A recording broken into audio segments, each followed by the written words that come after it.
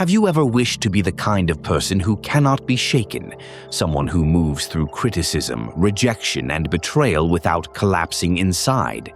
Have you ever dreamed of the day when you could finally silence that quiet pain? The one that lingers behind the smile you put on for the world? Maybe you're exhausted from pretending to be strong, from carrying an image that looks unbreakable while inside you are craving rest, even just a moment free from the weight of having to appear invulnerable. But here's a truth most people never tell you. The more you try to escape pain, the more power it has over you. The more you numb, hide, or defend yourself, the more you become a prisoner to the very things you fear. Harsh words, broken promises, silent disappointments. They keep haunting you not because you are weak, but because you haven't yet learned where their power really comes from.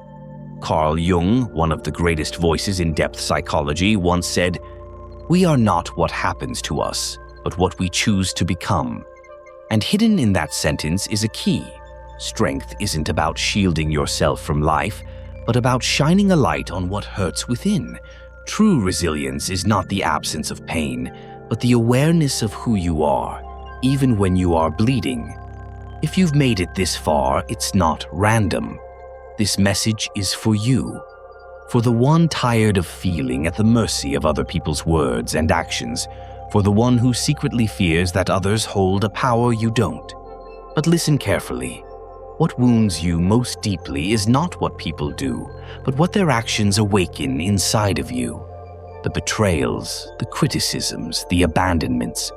They cut so sharply only because they touch an old scar you carry, a wound never brought into the light.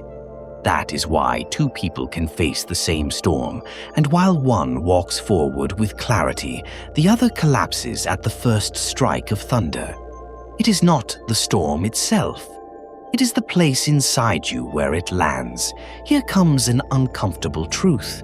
You still suffer so much because on some level you believe you can control how the world should treat you.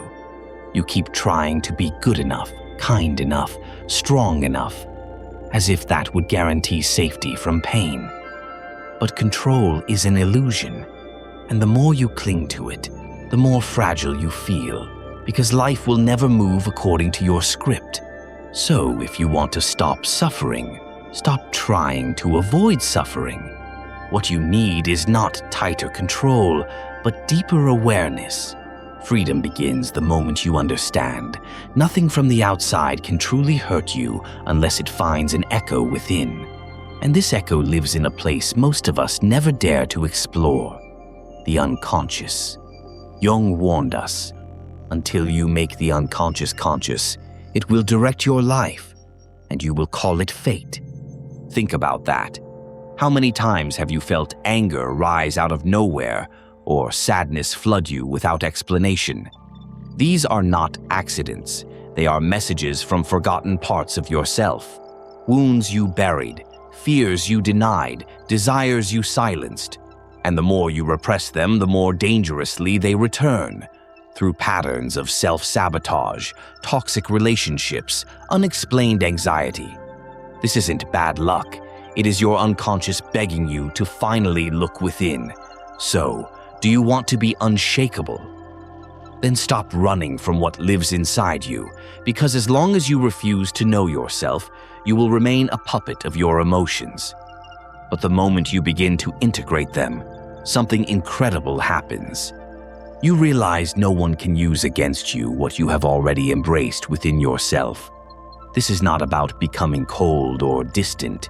It's not about saying, "I don't care anymore." That is only another mask, another wall that secretly keeps you bleeding behind it. True strength comes from integration, from facing your shadows rather than hiding them. When you accept your flaws, your fears, your insecurities, they lose their grip. You stop reacting blindly. You start choosing consciously. That is real freedom. Jung called this individuation, becoming whole. Jung called this individuation, the process of becoming who you truly are. Not the mask, not perfection, but wholeness.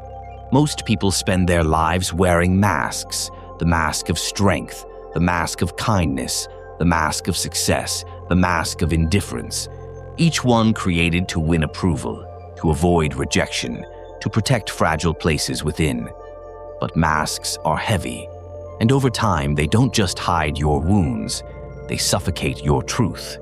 Individuation is the slow, courageous act of removing these masks. It is not about becoming flawless, but about standing in your fullness, your shadow and your light, your fears and your courage, your wounds and your wisdom. When you integrate light and shadow, pain no longer defines you. Life outside cannot break you, because nothing within remains hidden. The insults lose their sharpness, the betrayals lose their sting, for you have already faced within yourself the very wounds they try to expose. Final truth.